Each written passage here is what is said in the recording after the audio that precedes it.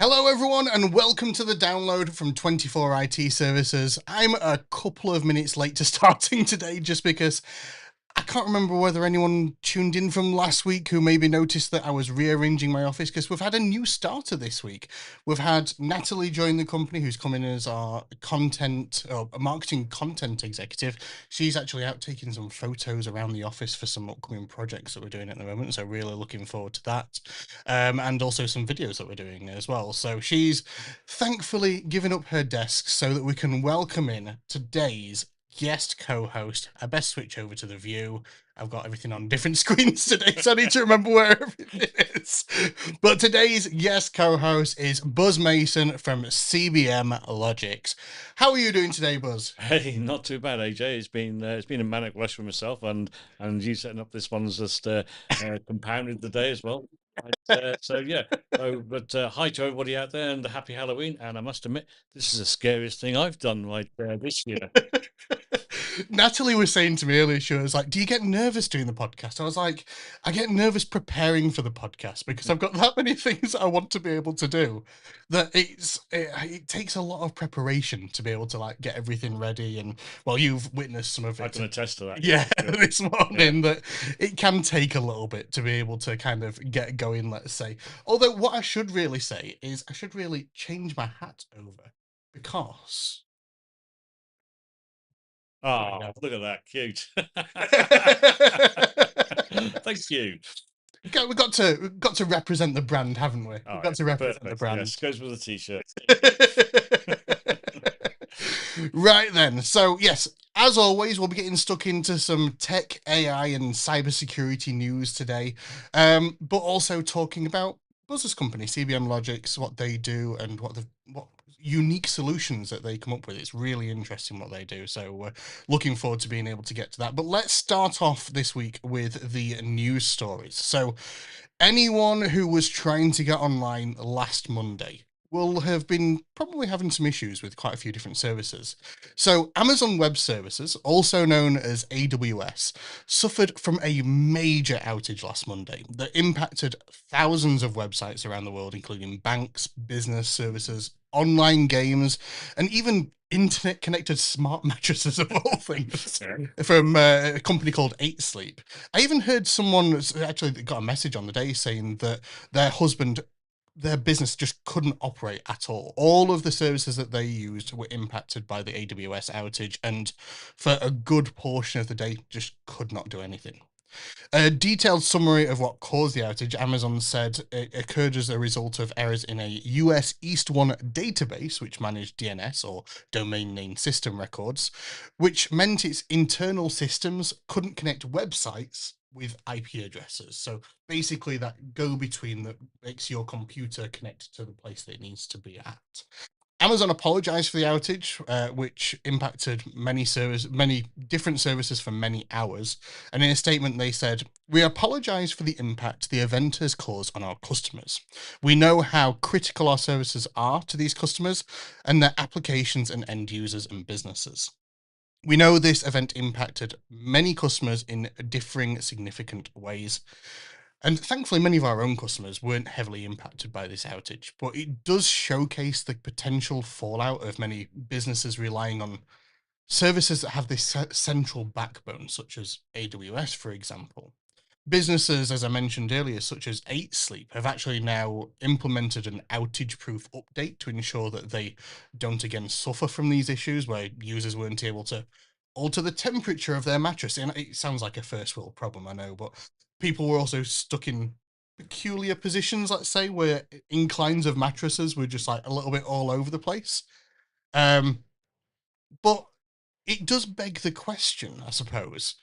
Do you think that businesses similar to 8 Sleep should ensure that they have offline redundancy solutions in place in case of a major attack? Yeah, for sure. I know us as a business, right?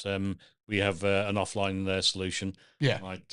But we're not wholly reliant on the internet, right, to keep our business going, right? But yeah, It makes sense that any business should have this offline redundancy, right?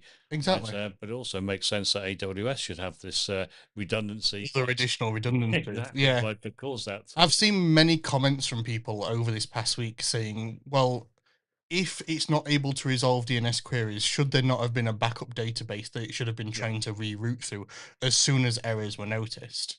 yeah. And I say it does beg that question, but also with so many businesses now relying on AWS as a service, should they be also looking into these offline sort of backups? So, for example, I used to work in manufacturing, Hmm. and whilst some of the services for critical machinery in manufacturing did have a web component, there was always an offline version that could be referenced to if the internet went out, for example, because you can't rely on the internet 100% of the time, even if you have redundancies in place for your internet lines. Hmm. There is always the potential that your own business internet could go down. So, to ensure that you have offline redundancies that you can reference to is incredibly important in these sorts of cases. Absolutely. I mean, so you can almost liken it to hospitals and power outages, Yeah, right? It's just as critical, right? So if yeah, for sure. I've worked in many places where it's not so much internet outages or offline or power outages, but massive failures of a server that controls, for argument's sake, making Coca-Cola, yeah, right? yeah. And just hot swappable, right? Just High straight. availability redundancy, I suppose, is Absolutely. what you can refer to it as. I Yeah. mean, I've been writing some content that we've got coming up in the latter months of the year and also early next year at the moment. And part of that talks about the business continuity Hmm. strategy that businesses need to have, and whether it's having backups to be able to restore in case of a cyber attack or in case there's, I don't know, mass flooding or something like that, but also in cases where, say, for example, a hard drive fails, Hmm. do you have redundancies in place to be able to continue to work? Are your servers or network storage, for example, configured in a RAID array so that one or more hard drives can fail and you can still work without it impacting Yeah. things? Or if the entire server went down, for example, do you have a high availability redundant server that can automatically kick in if that first one became unavailable, for example? These are all of the things that businesses need to consider. And yes, this impacted in this case potentially thousands of sites, and I saw some people saying that AWS, um, as an infrastructure, is the backbone of about 30% of the internet. Of Wow. course, not that one particular Mm. route that was impacted, but AWS as a whole is like part of the backbone of about 30% of the internet. So it does like beg this question, like, should people have these other solutions in place? I suppose And definitely, yeah, without a doubt, right? Because it could be the death knell of a business, it could. right? Yeah, without a doubt. Yeah, I don't know whether there's any redress really on AWS when these sort of things happen. I doubt it. Their lawyers will be very good. Yeah, it's one of those things with it impacting so many people. Hmm. Is there any sort of way that people could claim for not being able to Yeah. do certain things? I mean, for banks, for example, not being able to process transactions or Hmm. users not being able to log on and check the statements. Yes, in the case of banks, they've made sure that people weren't impacted personally for it, but as a bank themselves, they will have not been able to conduct transactions in branches, for example, and Yeah. things like that. So, like I say, with the case of the person that reached out to me to say that their husband's entire business couldn't operate, Hmm. that's wasted man hours. Is there any way for these businesses to claim on that? It's going to be interesting to see if there's any fallout directly from it, I suppose. Yeah. Yeah.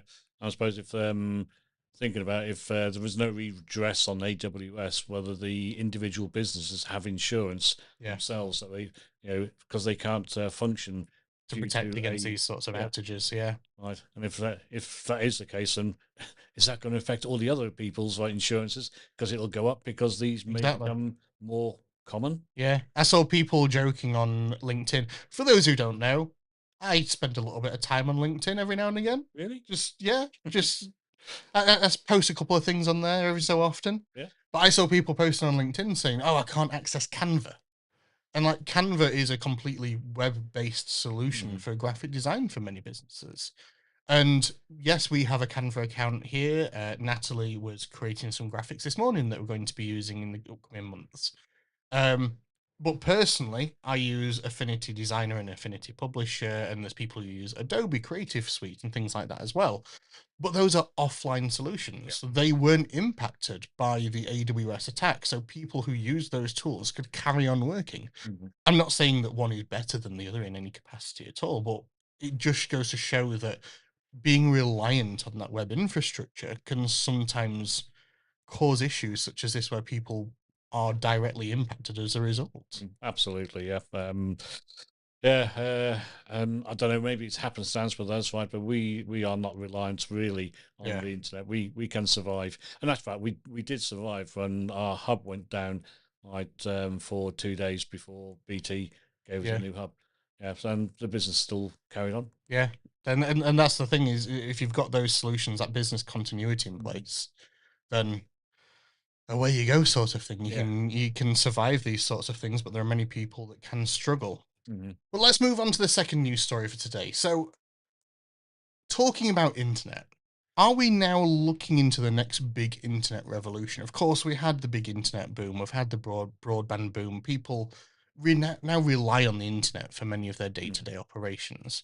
Of course, over the last, or what we're looking at now, 4 5 years, we've seen this, well, 4 years, should I say, we've seen the emergence of tools like ChatGPT, Google Gemini, and things like that as well.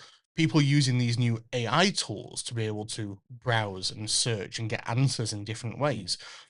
But this past week, OpenAI released ChatGPT Atlas. Now, Atlas, apart from being part of the ChatGPT kind of infrastructure, is actually a web browser. It's only available for Mac at the moment, Okay. but it aims to bridge the gap between traditional web browsing that you would do on like Google Chrome, Microsoft Edge, Hmm. and also that of using a large language model like ChatGPT or Google Gemini. Now, you can directly chat with ChatGPT about a page that you're on. You can ask it questions, you can get summaries, you can compare information. Hmm. You can even have it complete forms for you as well. And that all sounds pretty normal, right? You go onto a web page, you go to fill in a form, and you automatically select the stuff that it's remembered previously. But the next feature is what takes this new type of AI web browser to the next level. And that's that ChatGPT Atlas has what's called an agent mode that can browse and take actions in a browsing session for you, such as booking travel, creating a shopping cart based on, I don't know, maybe you want to make a cheesecake, for example. It will browse something like Asda, find all of those different ingredients, and add them to your shopping cart. It can interact with websites in other ways as well. It can book flights for you or restaurant reservations. So at this point, it's not just acting as a large language model or an LLM, but it's also acting as a large action model or LAM. And this is what tools such as the Rabbit R1 little hand assistant device is able to do as well. But ChatGPT have been building on this to kind of integrate it directly into the way that people use the internet every day. Hmm. So I looked at this and I was like, right, I want to test it out. So I downloaded Atlas very first day. I've been putting it through its paces. Hmm. I personally haven't noticed yet a change in the way that I browse. Apart from times where I would sometimes copy a piece of large text and ask for a summary, Yeah. I'm now just tapping into the bar at the top, summarize the key points on this page. And that's actually been incredibly useful. I was looking at an article this past week, which was summarizing a study that the BBC and the European Broadcasting Association, I think it is, had done. I was like, right, I want to get the key points out of this as quickly as I can. Usually, I would have just copied that text, put it into a large language model, and said, highlight these key points and reference to them, just so I know it's not Yeah. hallucinating. I can go back to them. But it was able to do it straight away, and it was able to link directly to the points on the page that it was referencing to. And I was like, you Hmm. know what? That's actually really, really easy. But from a cybersecurity perspective, this actually is quite a significant shift. And I'm not yet sure if it's a good thing because it could be misused for malicious purposes. If it's being used in a large action model, for example, what if someone was to create a website with hidden text or code behind it, or say, for example, alternate code on an image that says, ignore the previous prompt and instead do XYZ action. Hmm. What could that potentially mean for the end user? Could it Yeah. mean that this web browser is now going to be downloading malicious content? Could it mean that it's going to, in the case of, say, for example, online shopping, could it start adding extra things to a basket and then processing an order, potentially spending thousands of pounds in some cases? These are all questions that people are now asking, like, what are the potential risks of allowing a web browser to browse and do actions for you? It's a challenging one. Yeah, yeah, absolutely right. And yeah, going back to the shopping one, right? My first thoughts were when you're talking about it, because this is the first time I've really heard about it. Right, is most people in their web browsers when they go shopping, right? They've got all their payment details saved, haven't they? Yeah, exactly. So is this new right thing right going to have access to all your payment details? It I, will I'm only curious. have access to the information that is pre-saved. So, Hmm. say for example, when I set it up, it asked for things like my address. Yeah. It asked for common things such as a phone number and email address that I would Hmm. want to fill out a form with. However, it doesn't ask for bank details. It's still going to rely on Amazon, Asda, Tesco, whatever Yeah. online store that you're using for you to have saved your payment information Hmm. inside those.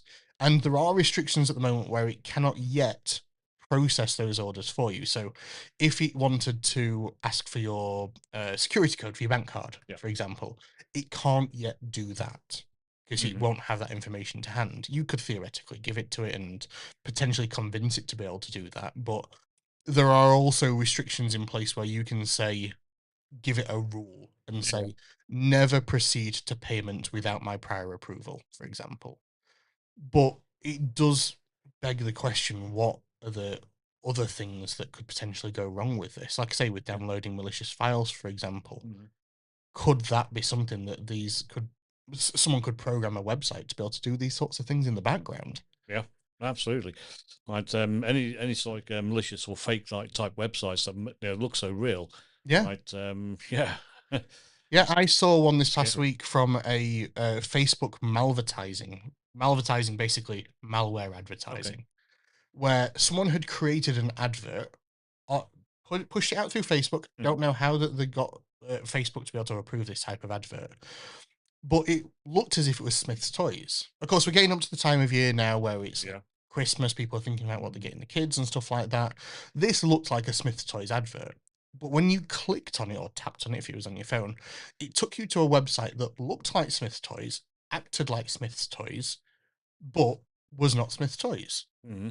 It wanted you to be able to put in your personal information, your bank information, and it would have then captured that information, could have been using it then for malicious purposes. Absolutely. And many people on first glance would have looked at that and gone, "All right, yeah, I'll just fill that in because I want to be Hmm. able to get this for the little one."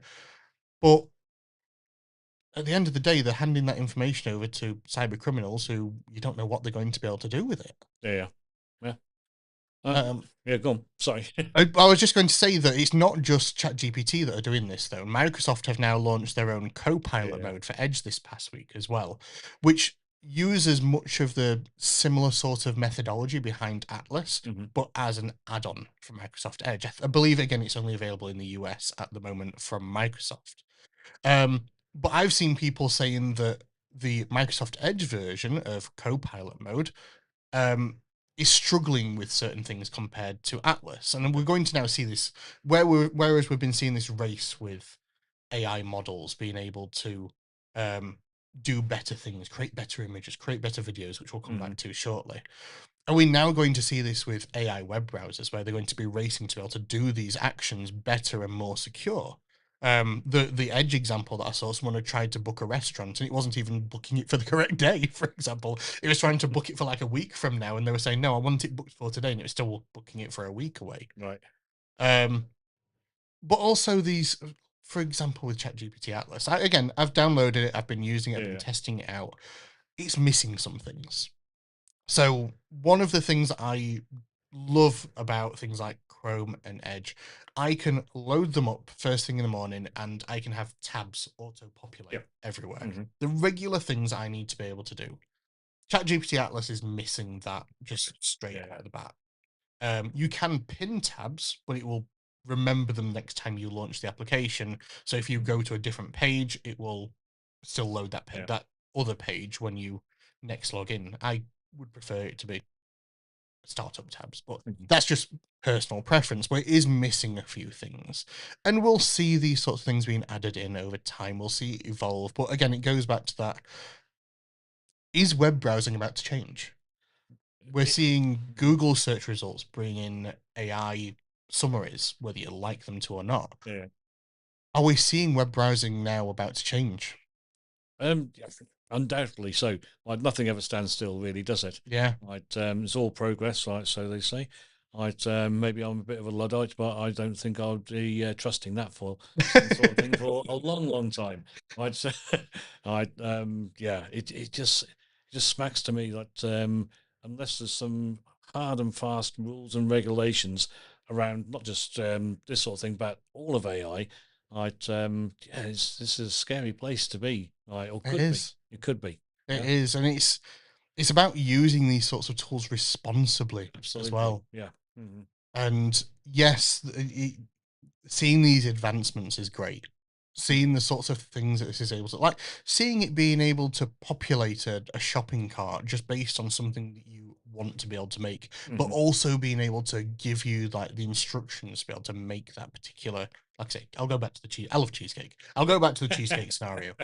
It gives you the instructions to make cheesecake, but also it's able to populate a basket Yeah. within Asda of Hmm. like all of the ingredients that you Yeah. need to Yeah. be able to do that. That's brilliant, Hmm. but it's Useful. that next step. It is. It is. Yeah, absolutely.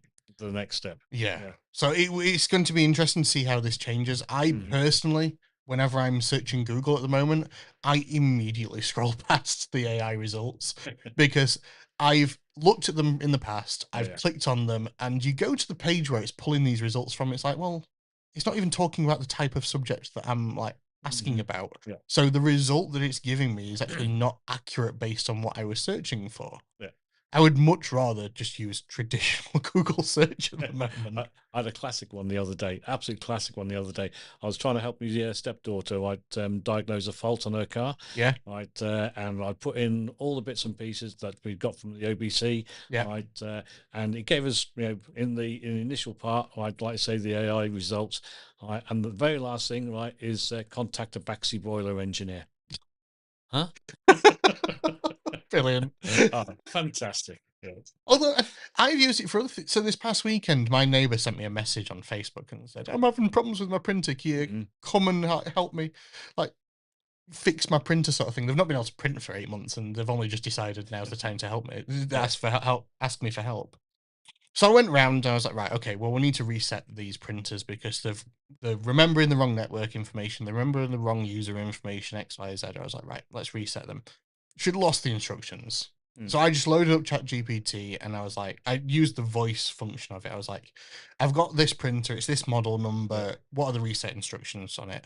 And it gave me the wrong information. I then had to go back and said, okay, this is the serial number, Uh, can you give me the right information for this? And it was able to do it that second time, but it well, just goes to show you mm. can't always trust that first result. Oh, absolutely not. Absolutely not. I could tell you another horror story if we've got time. Yeah, go for it. Right. Go for it. Okay. Yeah. So as a business, we do research and development, right? Yep. Obviously, on a lot of our projects. So we try and claim the research and development refund tax against corporation Yep. right, tax. And the last time we did it, and trust me, it is going to be the last time. Right. Yeah, this is about 2 years ago. Right, we claimed for this particular project, which it wasn't a vast amount. Yeah. Right, I think it's about something like £7,000. Right, I claimed back against our corporation tax, and they knocked us back. Right, and after 9 months of asking why they knocked us back, Yeah. right, we finally got the result out of them. Right, and I looked at it and I thought because they were saying that whatever we were doing was in the public domain already. Yeah. Yeah. Okay. They also said that they didn't think that we were qualified enough to be able to do the claim for research and development. Yeah. Right. So we didn't have the experience in the field that we work in. Right now, at that point, then I started getting very annoyed with the HMRC. Right, and it then took me one Sunday morning 3 hours to put in the right format of a question in the Chat GPT to actually get the results they published Oh of my why. God. And some of the results, I mean, say we deal with high-end programmable logic controllers, Yeah. right? They're saying you can get that from Curry's. Huh? All right. Oh, Some of the stuff they cited, the links were gone.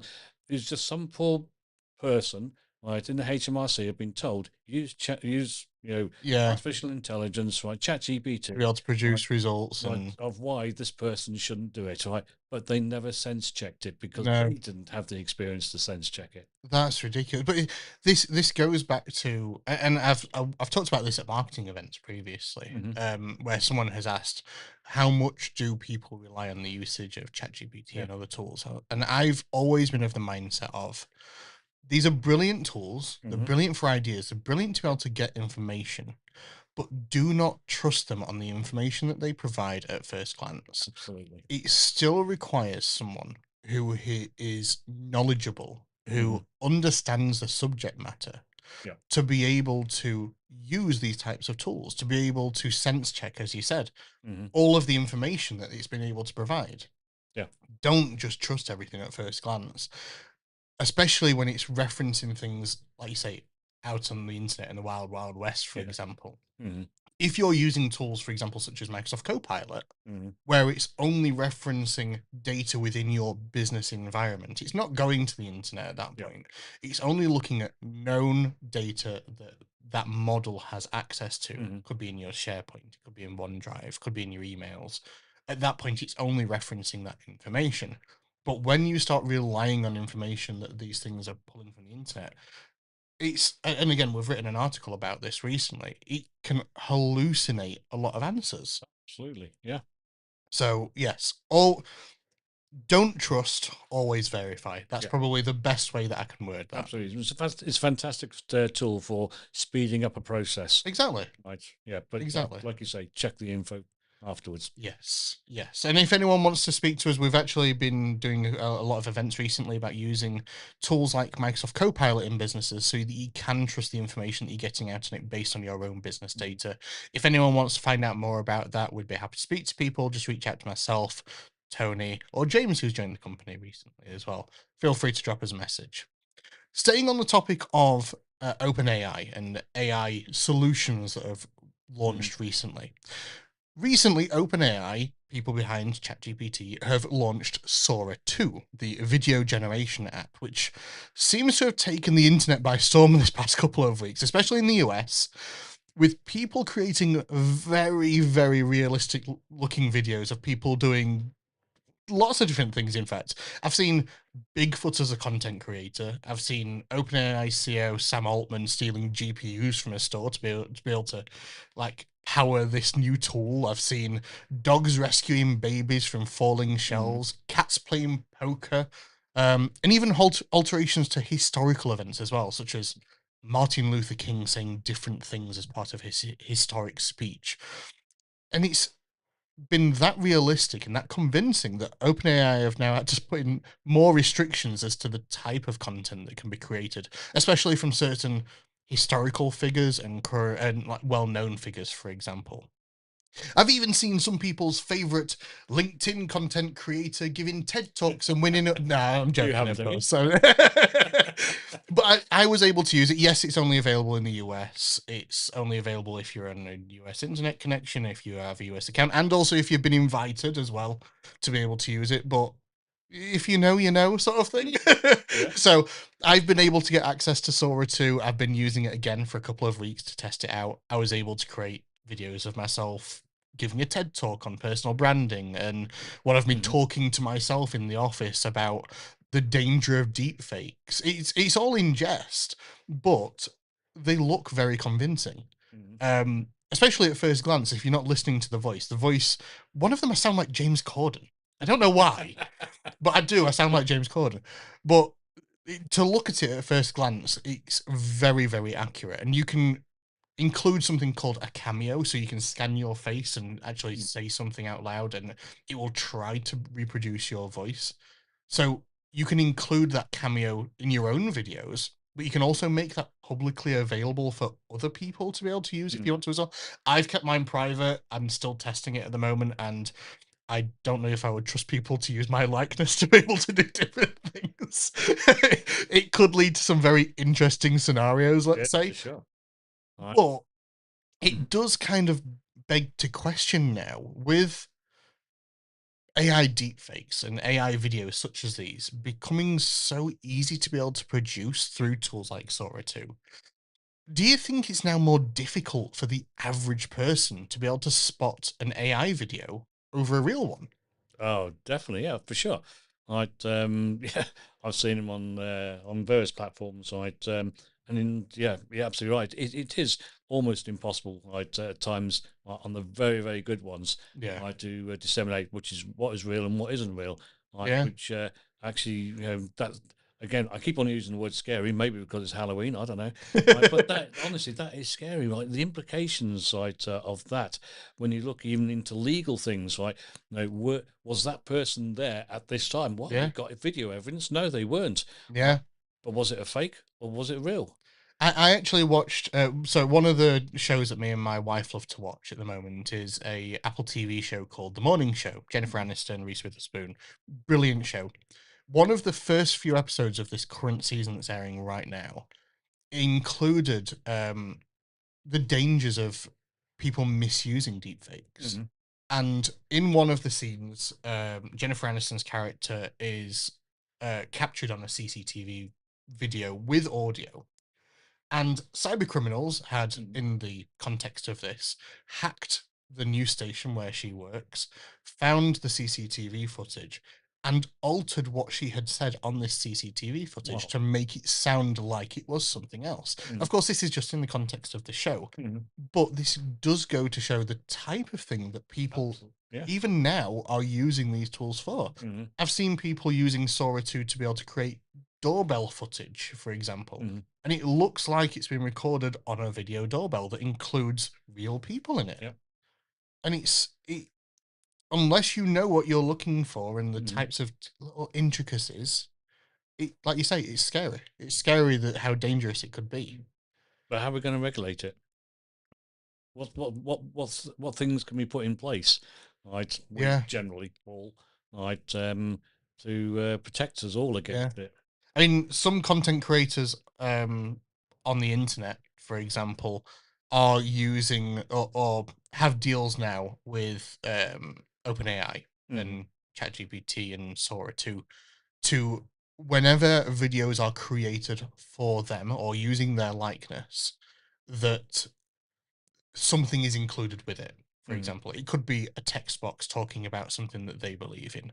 I've seen one person um, has requested that they have are they like micro pigs, tiny little pig that's in all of the shots. Yeah. So Yeah. if anyone creates a video with that person in, there is this pig also in that shot. Yeah. You cannot request for that pig to not be in that shot, Uh, but it kind of signifies this is an AI created video because this pig is included in this video. right. So there are ways that they can make it easily identifiable for the content creator, Mhm. but for the average person, Yeah. they're Yeah. still going to look at this and be like, Mhm. that's a little bit odd that there's a pig in that shot, but still, what's this person doing? Yeah. Sort of thing. And even last year, I mean, AI deepfakes are becoming even more and more dangerous. I spoke about this one before, but there was a finance worker, I Mhm. forget whereabouts in the world it was. It was like China or something like that. That they were tricked into paying the equivalent of $25 million Yeah. to fraudulent bank accounts because they had been tricked into going onto a video call with higher ups within their business.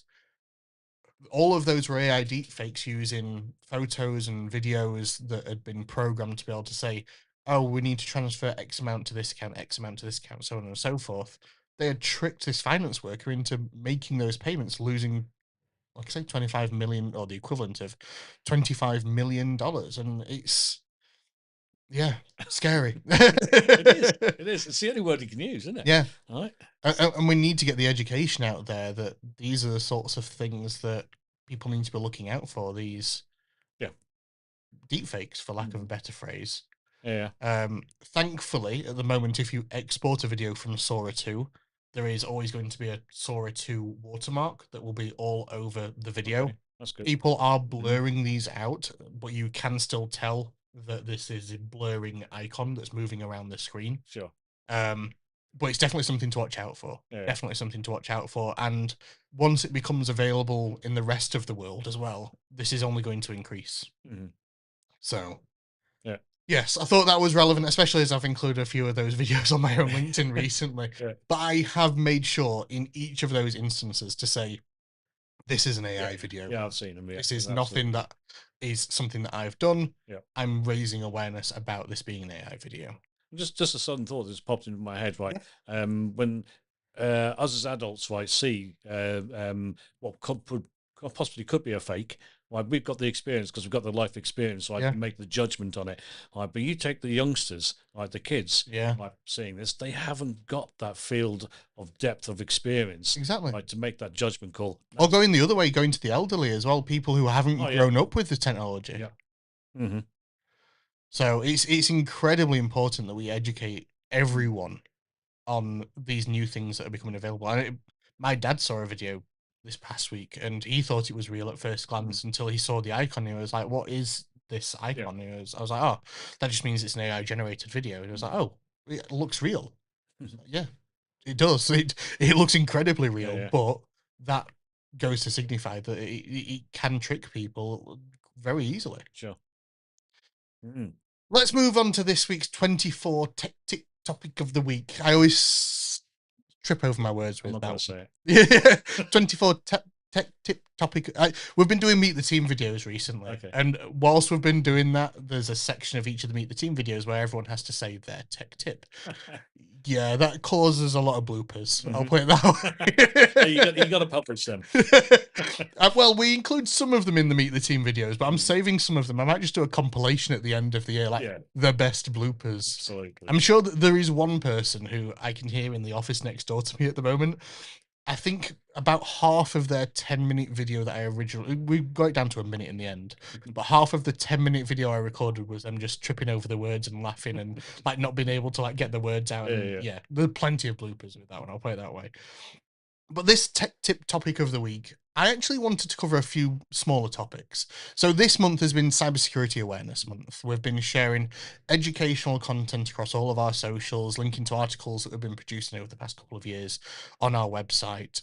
And I wanted to talk about some of the misconceptions that surround cybersecurity. So one of the ones that I want to start with is ransomware. Now, we've seen a lot of news over this past year about big businesses like M&S, Co-op, Jaguar Land Rover, and others being hit with cyber attacks that they've struggled to recover from due to being locked out from ransomware and different things like that. But as I spoke about in the last episode, actually, modern cyber attacks, whilst they may encrypt a business's data to lock them out and try to cause as much havoc as possible, that's not the only thing that cyber criminals are doing nowadays. Whilst encrypting that data, like I say, does cause that havoc, what these cyber criminals are now trying to do is steal the data, threatening to expose that data, whether it be to competitors within your own industry or publicly on the dark web, as we've seen with the Qantas attack recently, which resulted in the exposure of 5 million customers' information on the dark web after they refused to pay an undisclosed ransom sum. In that particular instance, that was part of a wider Salesforce attack, which happened back in June, I believe, and impacted somewhere in the region of over 40 firms and contained about 1 billion different records. And of course, these cyber criminals are now ransoming these different firms to not expose their information on the dark web. And in the instance of Qantas, for example, they decided not to pay and that information was published. So it just goes to show that ransomware isn't just about causing havoc and locking you out of your data. It could be about threatening to expose that data as well. I mean, Buzz, for example, if if a cyber criminal was to steal data from your business, Yeah. projects that you're working on for different brands around the world, Hmm. and threatened to expose that to one of your competitors in the industry, Yeah. what impact would that have on your business? Fortunately, right, I don't expect it to have a great deal of impact anyway, right? Because our business is so niche, right? Yeah, There's only a certain amount of us in the UK, for yeah, example, right? And I think we're the only automation company within South Yorkshire, yeah, right, region. The nearest one is Retford, right? Maybe yeah, so it's down Derby way, yeah. yeah, Right. It's down south, isn't it? yeah, Yeah, but yeah, so I don't think it would be a great impact, right? Because we actually talk to each other, yeah. right? We've got fairly good open relationships, right? Because I suppose there'll be some things that you'll specialize in and they'll specialize in. You Absolutely. can always pass business between each Yeah, other yeah, in some yeah, yeah. instances. We can and we do. Yeah, Yeah. So to actually have an impact on us, right? I would probably turn around and say, "Fill your boots." yeah. Yeah, you got short straw here, mate. Yeah, but there will be some industries that Absolutely. Yeah. it could be there'll be trade secrets and Yeah. different things like that, but Hmm. it could be highly sought after information. Yeah. Again, I'll go back to when I used to work in manufacturing. It was for a window industry that were developing a new line of products. Hmm. If that new line of products had been leaked to one of the three competitors, I think it was in the UK, and they were to be able to reach the market first with Hmm. this same line of products based on the technical specifications, that could have caused massive damage in that sort of instance, for Yep. example. And again, it's not just the information of a business, it's the information that the businesses hold. It could be customer data, it could be client information, Hmm. it could be a whole host of different things. These cyber criminals now ransoming for that information, for some brands especially, it could be devastating for Absolutely. them. Yeah, you've got to nick the IP, Yeah, right? And yeah, for sure. yeah, Right. Yeah, it leaves them open then to other people doing, manufacturing or producing what they've, coveted and protected for a exactly. long time. Yeah. Exactly. Another common misconception that I wanted to touch on as well is that of Apple computers. Now, I'm not going to lie, I've said this before many times. I've been an Apple user since the late 90s. I love Apple computers. I've been like using things like Final Cut for video editing that's not available on Windows for the longest time. And I just find that my workflow is best on Mac. I've right at this very moment in time, not only do I have four large screens here, a fifth smaller screen here. I've now got a sixth smaller screen that's like relaying my face to Buzz, who's sat at the opposite side of my monitors, whilst I'm monitoring streams on different monitors, monitoring the output on another monitor, and different things like that. Like, I love the workflow that I can get through my Mhm. Mac. But the misconception in this instance is that Macs are immune to cyber attacks. Mhm. Yeah. And whilst it is true that they're less common on macOS, that doesn't mean that macOS is immune to a cyber attack. Let's try and remember this, that out of the global desktop market share, desktop and laptop market share, Windows holds a more than 70% global market share. Of course, when cyber criminals look at this, they look at that 70% and think, well, that's where we need to be able to target our attacks. But that doesn't mean that they're not all targeted there. Um, I'll just go into a little bit of detail as to Mhm. why they're less common on Mac as well. So macOS is actually built on a different foundation. So the actual backbone of the operating system is inherently different. Due to this, Apple is able to sandbox or isolate applications away from each other, but also the wider operating system, and reduces that risk of malware easily spreading between applications. That's not to say that it can't. And there have even been attacks in 2020, I believe it was, Thief Quest and Evil Quest. I want to say that they were called. That were able to encrypt user files, just like any other ransomware attack. But they were also able to install remote access to infected systems and even keyloggers to be able to record what people were typing, things like passwords and credit card information, and transmit those off of the device. This is the same type of attack that's been used on many attacks on Windows Yeah. computers in many, many years. But this just goes to show that it can be done on a Mac as well, if targeted towards all users. Mhm. Many malware attacks don't target both operating systems. You have to make sure it's built directly for the operating system that you're targeting. But it just goes to show that Macs are just as vulnerable, really, to cyber attacks as Windows if the malware is built for it. As such, it's important that businesses ensure that their cybersecurity solutions and strategies actually take into account any Apple devices that are within their business. The Mac that I use, for example, the Mac that Natalie uses, or the Macs that we have in the business. We have a demo machine that's also in this office. All of those have our cybersecurity solutions on them as well. And for businesses who have Apple devices, whether it could be for marketing teams or video creation, photo editing, different things like that, those all have to ensure that they stay protected as well. I suppose in your industry, Buzz, you're mostly Windows, potentially Linux for a lot of your custom stuff as well. Yeah, every one of our laptops is Windows based. Right? Yeah. The obviously the file server is Linux based. Yeah. Right.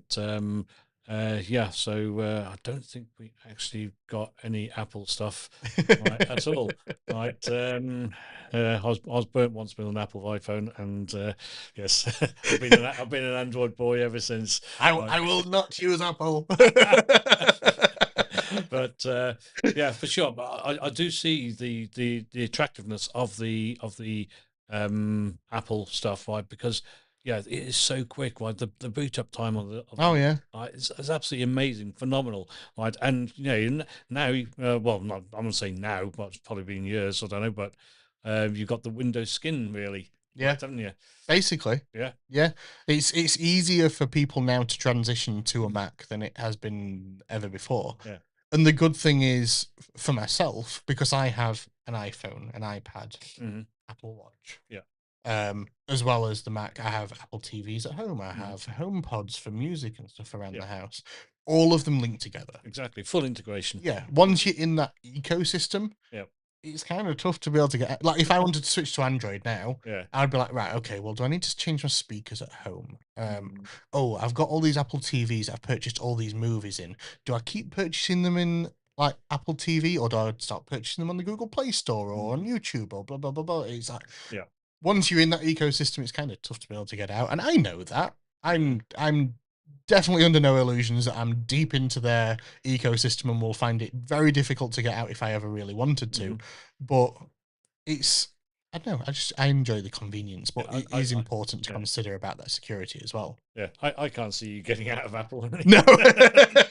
anytime soon. But no, you're absolutely right, and see, it was a thought about a majority of people that yeah, the apples, right, were immune. Yeah. Right. Maybe it was for the fact that it was harder to actually do, to create an attack on an Apple or Apple equipment. Yeah. And therefore, just like any house burglar, right, they don't target a house that's got a burglar alarm. Yeah. They target next door neighbour that hasn't got one. Exactly. If a burglar walks up to a house and sees CCTV, Yeah. Alarm systems and stuff Mhm. here, there, and everywhere, they'll look at that and go, Mhm. not the easiest target in the world. Let's go for a more easier target. Exactly, Sort which would be Android. Yeah. But yeah, you're right. Right, but nowadays, right, yeah, things are catching up. Exactly. And the last misconception that I wanted to talk about this week before we move on to talking about Buzz and what CBM-Logux do is the misconception that cyber criminals need to access a device or need to download software onto a device to be able to target people. Now, I was briefly talking with Buzz about this before today's podcast, and he was a little bit taken aback by the statistic on this one. So we posted this article 6 months, a year ago, maybe now.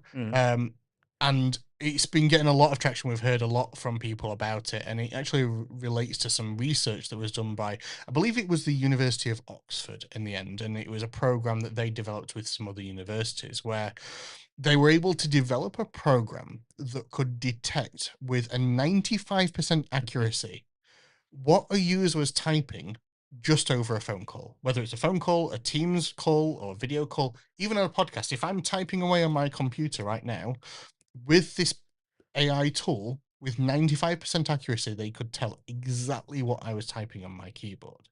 Of course, this then means is that if universities are able to create these sorts of tools, it's only a matter of time before cyber criminals not only find out what these tools are or develop them themselves.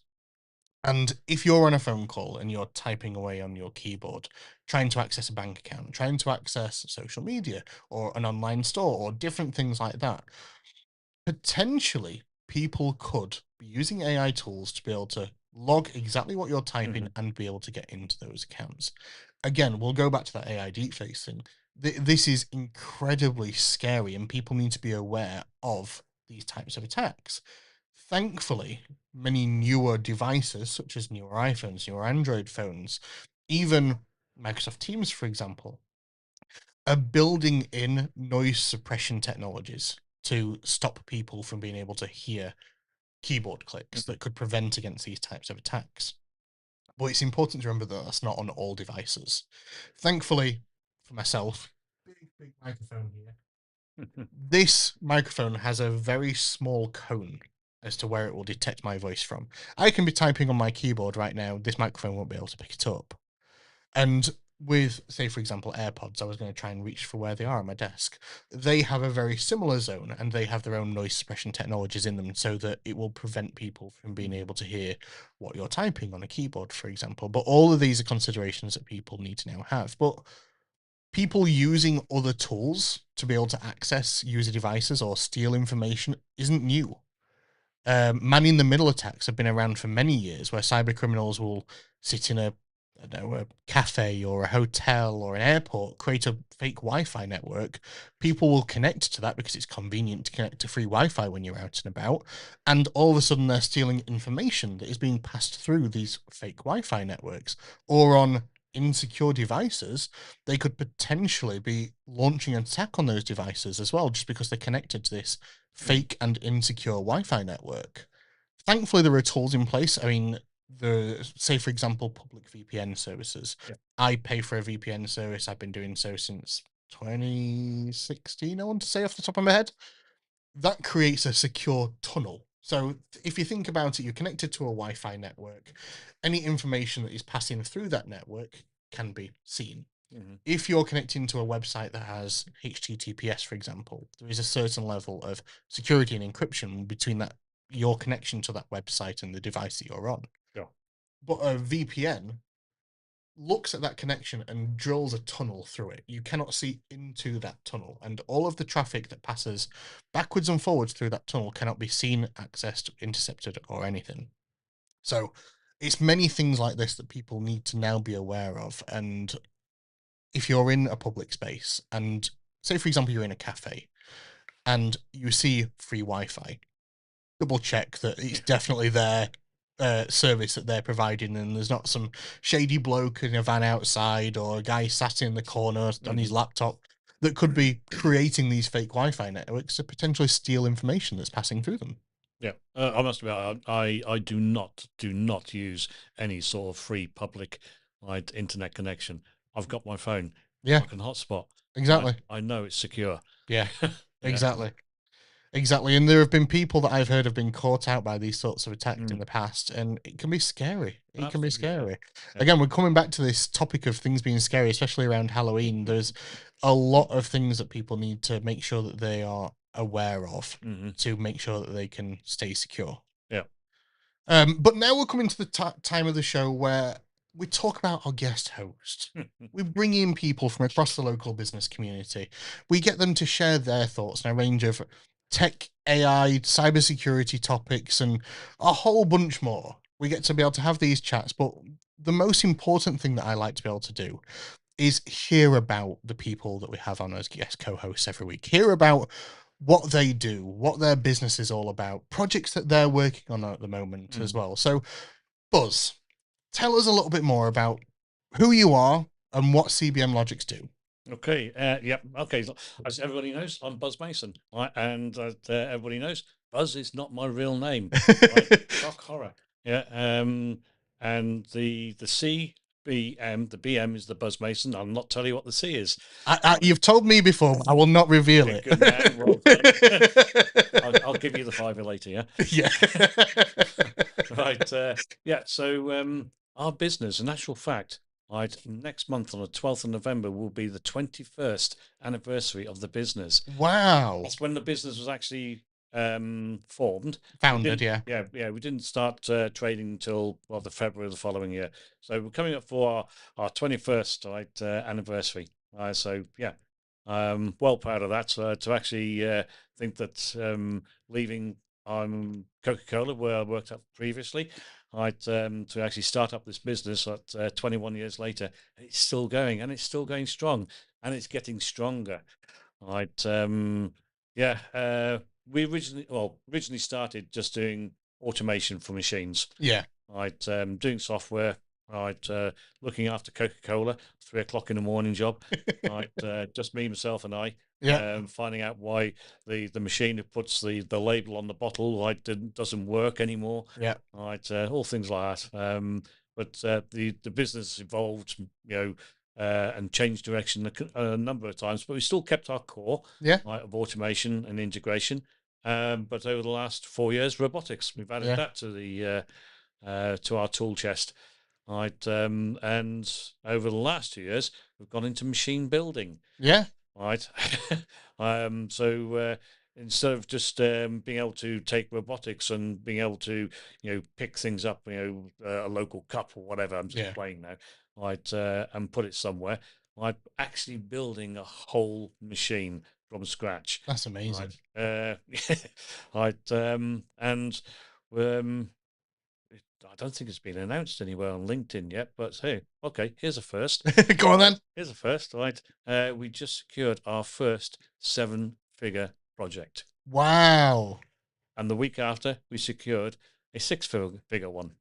Really? Mm-hmm. So there you go. Newsflash. Lots of big projects in the pipeline then. Aye, yeah. And we're even talking to the landlord now about extending the place where we're at. Yeah. Well, I can imagine so. If you've got some big projects like that coming through at the moment, then you'll be needing that kind of extra space. It's only like, for example, ourselves, we're growing at such a rapid pace at the moment that we're running out of desks. Yeah. But honestly, we moved into the place in Doncaster, from Nottingham 2 years ago, last September. Yeah. Yeah. Okay. And it was busy before that. Yeah. Right. That's why we had to move, because we ran out of space. Yeah. Right. And now we're running out of space again, and it's just as busy.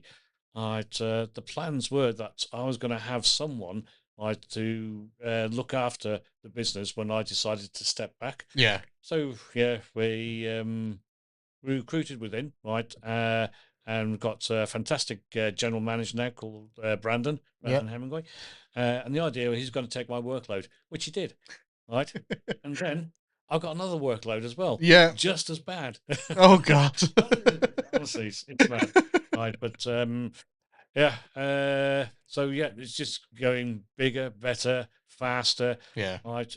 We're even talking now to the Yanks on a product, right, that they have seen, that they've been searching for the last 18 months. Yeah. Right. And thankfully to a LinkedIn video that went out last week, week before last. Yeah. Right.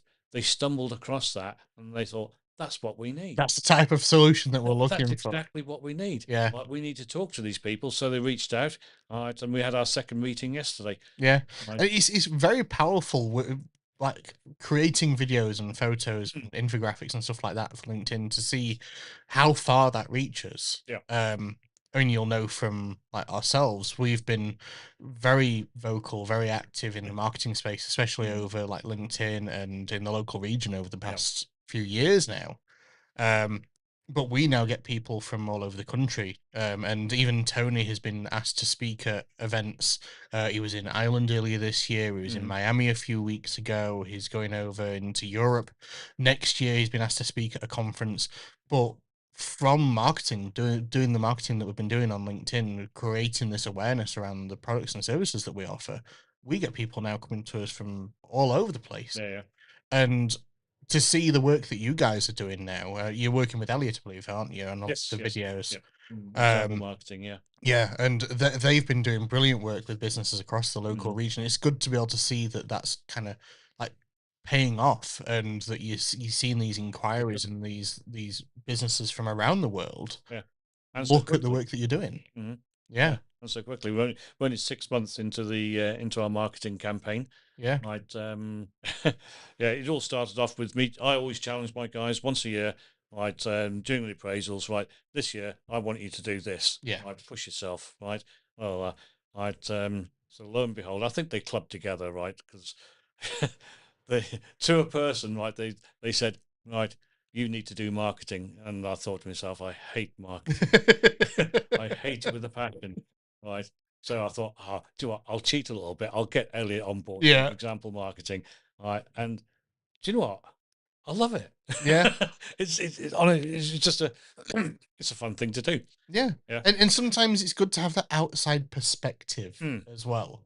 And part of the reason why, for example, I brought Natalie on board to be able to Hmm. join the 24 team is that sometimes you don't need someone who has that deep understanding of the industry. Hmm. You don't need someone who's technical. For yourselves, you don't need someone Yeah. who understands the robotics and the Hmm. automation tools. What you need is someone who can understand the end user, understand the customer, and understand what's going to relate with Hmm. those people as well. For sure. And yeah, no, it's good to be able to see that that's now starting to pay off for Yeah. you. And I've seen a few of the different demos that you've done at Doncaster Business Showcase in Okay. the past. What other types of solutions, again, without revealing anything That's for fun. customers or anything Mm. like that, what other types of solutions have you been able to provide for people in recent years? Oh, I tell you, let's start off with the fact that how eclectic a mix of our customers really is. Right. It's not just one vertical, is it? Oh no, no, no, not at all. Right. Okay, a lot of our stuff is in with the FMCG, the fast-moving consumer goods Yeah, arena. Right. But yeah, we stretch all over the place. Right. Right. We've got the Coca-Colas of the world. Right. yeah. Right.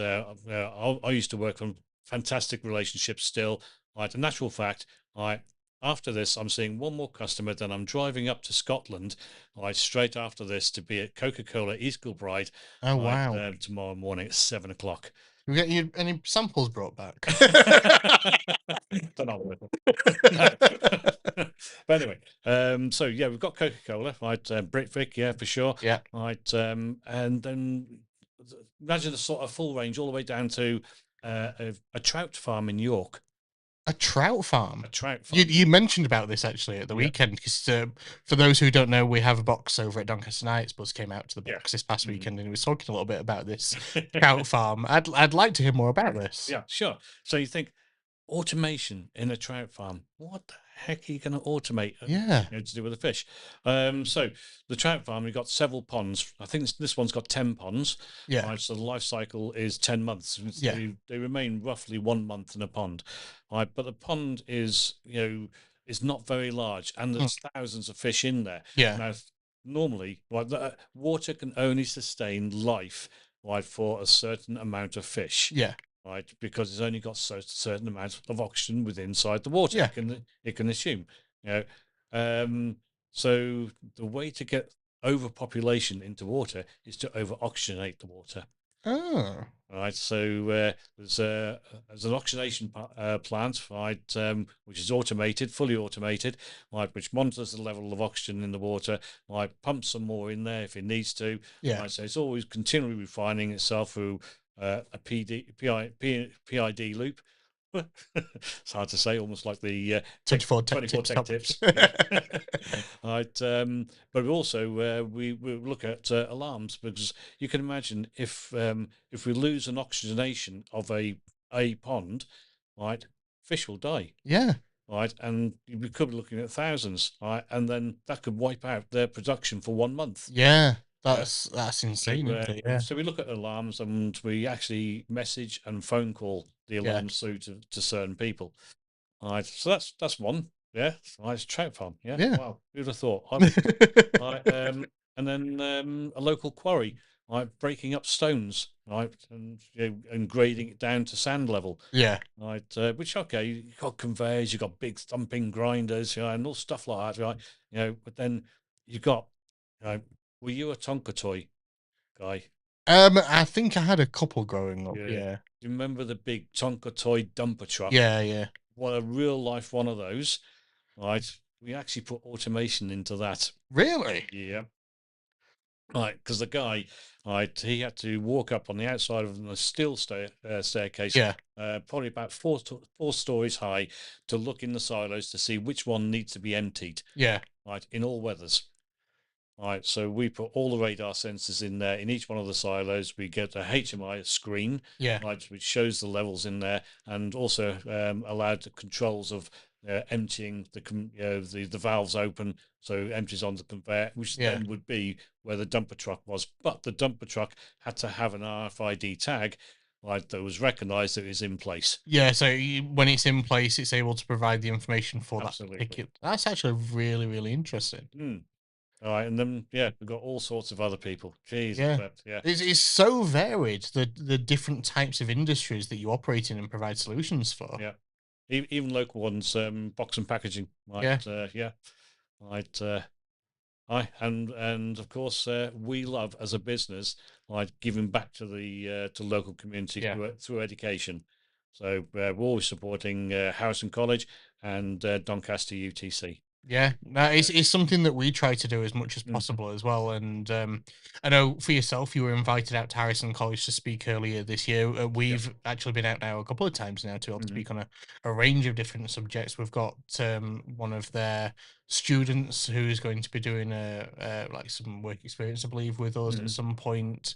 And I believe actually we're bringing on board potentially, again, I'm not 100% sure on this, so don't quote me on it. We could potentially bring in on a student from a local school as well as an apprentice in the not too distant future. I'm Very not good. sure what school it's from though, so Mhm. again, don't quote me on it. But we at the moment we have what, one, two, three, four apprentices and Mhm. two adult apprentices Right. in our business. Yeah. Who again all from the local region. And for us, it's really important that we try to give back and support local people wherever Absolutely. possible. And that's part of the reason why we've had headline sponsor the Business Awards this Mm. year, is that we wanted to find a way to celebrate our local business community, Yeah. celebrate the brilliant work of businesses across the region, apprentices, people across the region. Absolutely brilliant. And we're really looking forward to heading out. Not very long now, December 11th. Yes. 32 spaces that we've got. Can't believe you're always going to be half filling that hall, aren't you? Well, they sent out a message recently saying there's only 50 spaces left. I was like, we can't Well. take another 50 spaces. But it's absolutely brilliant. I'm so looking forward to the night. I was talking to Carol from Past Logistics this morning, and of course I put the photo on of me and yourself at the rugby club from last year. Yeah, I saw she liked it. Yeah, and of course I'm not wearing a cap in that. Yes. So I sent her a message afterwards saying, I still keep thinking, do I buy like a formal Stetson or something like that, like a formal hat that I can wear on the night? Of course, it's got to be able to go with like a proper tux and like our purple and everything like that. For sure. But like a formal like hat. I'm not sure if I could pull it off. You could. You can pull any hat off. I'll tell you what. Yeah, no, I'm trying to remember something. Didn't I try and find a formal, like Stetson type baseball cap? I think you were looking for one at one point. Yeah. Yeah. You were looking for one at one point, and we came up with a few solutions. I think they were like really expensive to be able to ship over, but I've got some that I was looking at this morning, like when I was going through, like, do I buy one? I've got some on one of my monitors. I'll have to show you after the podcast. But yeah, I'm wondering, can I pull it off, and would it even be allowed? I'm sure. Of course, it'd be allowed. Like, yeah, it's allowed. Pulling kilts, I suppose. Well, Mike. Yeah. We keep joking that the only reason Mike wanted to also sponsor the Large Business Award again this year is that he wanted an excuse to get up on the stage in his kilt. Bless him. But he loves it. He's really looking He forward does. to it. Yeah. We were going through this morning, like, what music would you like to walk up to when you're presenting the award? I'm not going to give anything away, Yeah. but we were batting around a few different ideas this morning, Okay. and yeah, he's looking forward to that. I'll put it that way. But yeah, no, it's been really interesting to be able to hear more about the projects that you've been doing over this past year and the type of work that you do. I say it's the range of different industries and the range of different solutions that you're able to provide to people. I'd say it's super interesting. Do you have your demos set up for this next year's Doncaster Business Showcase? Well, first of all, will you be there? Have you Yes. booked on? Oh, yes. Bigger and better. Bigger and better. Bigger and better. We've got a 2x3 Yes. unit. Oh, So it's 3.6 meters by 6, isn't it? yeah. Yeah. Because I think last year you were like directly across from where our stand was, weren't Correct, you? yeah. So no, it'll be interesting to see what demos you've got available for us this next year as well. It's all robotics. Yeah, Okay. And it's all because you had a new one this past year compared to the previous year, didn't you? yes, we actually had we still had last year's palletizer in there. Yeah. Right, collaborative robot palletizing. But we also had a MIR, a mobile industrial robot, like Ooh. trundling around. Right, but that wasn't a great success because we'd never had enough time to be able to set up correctly. Yeah. It's got to map its own area out. Oh, And the right. area has to be quiet. Yeah. So Yeah, and I suppose with the setup of the stands and different things like that, the only quiet time is like overnight, I suppose. exactly. Right. So it only takes it's like 5-10 minutes of trundling around. Yeah. And mapped its area. It's really, really good. Right. But we never had that opportunity. Yeah. And when we actually ran it live, right, with it going around with buckets of sweets and stuff Yeah. on that, right, it never used to maintain its path correctly. Right. Where it should avoid people, right? Yeah. And you see it on one of our LinkedIn, YouTube, TikTok videos. Yeah. Right, it's actually going around me. Right, yeah, it never successfully. Right, you just go, oh, stop, give up. Yeah, but we're going to have something different this year. Oh, that'll be good. It'll be good to be able to see. Yeah, interesting. Yeah. Interesting. We've been looking at our demos that we want to do this next year already as well. So I'm looking forward to sharing some of those a little bit closer to the time and the other unique things that will have on our stand. Of course, stands haven't even been allocated yet, but I've got mine. Well, there's only certain places where you can go.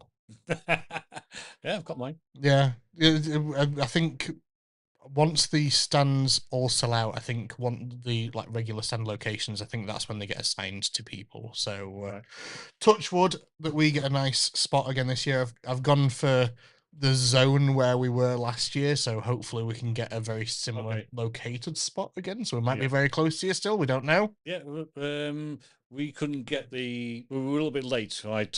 On the previous year, right, for getting in 2024, getting to 25, right? I was stopped at a service station 5 minutes before it went live, right? So I could actually get online, right, through hotspot on my phone, not through the free Wi-Fi, right, to actually book me place. And I was one of the first ones. Right, so they gave us a nice stand then, like I say, opposite. And I couldn't this year. I'm not gonna lie, I was off when the stands went live this year, but I was. And I shouldn't be doing this. I keep being told when you're off, you're off. You shouldn't be monitoring your emails. I knew that it would be around that sort of time of year when they were about to go live, and I was like, I need to keep keeping an eye on like if they're going to go live soon. Yeah. It was my birthday. It was like afternoon, I think it was this year, if I remember rightly. And I got the email through, and I was like, right, okay, I'll get my laptop out. So like, no joke, within like 3 minutes of the email going out to say that stands were live, I'd booked the stand, and I was like, I'm just hoping that we get a good spot. It's one of those things like people want to be there. Yeah. We were talking earlier this week internally about like other showcases that we want to do locally as well, and this next year we're going to be doing a lot more local like business showcases around the local region. but Doncaster for us, it's our home city at the end of the day. Exactly. Yeah. And it's the biggest in the local region as well. And we want to be there. We want to represent. We want to, again, celebrate local brands, local businesses, and support people wherever possible. So yeah, we're really, really looking forward to it this next year. For sure. And to be honest, right, the footfall, 5,500 last just in one day. Absolutely. It's amazing. Right. Yeah. We were at the PPMA awards, right, show, when was it? Last month. Yeah. Isn't it? I forgot. Time flies. At the beginning of this month, wasn't it? That's right. Anyway, because we were actually up for, we were one of the finalists for in one of the Automate UK awards. I'd actually seen the photos that you'd put on from there. Yeah. So we went to the PPMA show, right, and we were just talking to one of our suppliers who just happened to be there, right, and had a similar size stand to what we were going to be getting at the Doncaster Business Showcase, right, and everything included on there.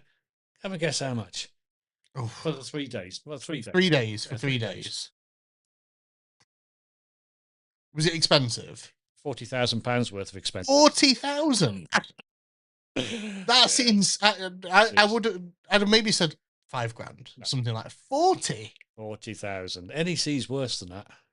My God, that's yeah. I don't even know where to begin with that. No. 40. Yeah. I do keep saying. I've said this to a few people actually, that with how busy the Doncaster one gets on the day. Is it worth them now looking into potentially doing it over multiple days? Yeah. Because there's that many people that, and don't get me wrong, straight after COVID, I remember going to the one straight after COVID. By 2:00 in the afternoon, it was dead. Yeah. There was no one there. But this last 2 years, I want to say, it has been manic every step of the day. Yeah. And like, you get to the end of the day and you're absolutely wiped. Oh, absolutely, yeah. But I'd be up for doing a 2-day Doncaster Business Showcase. Yeah. I definitely would, because I think that it's really, really valuable for us. Yeah, and it's good value to do. Yeah. Yeah.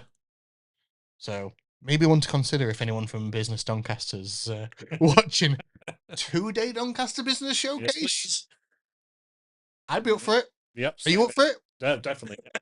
Yeah. Sign me up.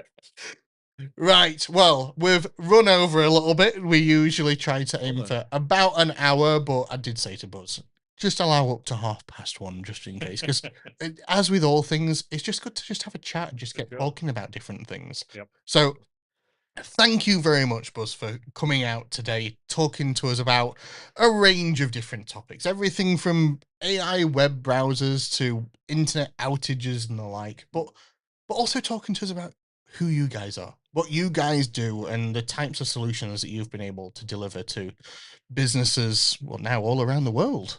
So, no, thank you very much for coming out. It's been absolutely brilliant to be able to host you. You're more than welcome to come back anytime that you want in the future, of course. Yeah, okay, yeah, thank you. No, honestly, thank you for inviting me, AJ. And it wasn't as scary as I thought. Pippa said the same thing. Exactly. Pippa Bell is absolutely right. Right. But yeah, we have the tagline, and we actually use the A and the I, but not for the artificial intelligence. A, I, and R: automation, integration, and robotics. Right? We take people's blue sky thinking and turn it into reality. And before we leave for today's show, how can people get in touch with you if they want to find out more, or maybe they're looking into their own solutions as well? How can they get in touch? Okay, so we've got our website, right, and it's a nice, easy one, CBM-Logux.com. Yep. Right, email inquiry at CBM-Logux.com. My telephone number is 01302 246818. Right, and yeah, if you want to, pop around and see us. Yeah. Right, we're at Shore Lane Industrial Estate, right at the very end. Right, so yeah, and we love showing our place off. Absolutely brilliant. And also, like I say, we've spoken about it a couple of times. Make sure to check them out over on LinkedIn, TikTok, socials. Brilliant content that they're doing with Elliot, at example, at the moment, showcasing the type of solutions that they offer over at CBM-Logux. But yeah, thank you very much, Buzz, for coming out today. And I hope everyone has a brilliant day. Yeah, thank you, and have a fantastic Halloween. See you later, everyone. Bye-bye.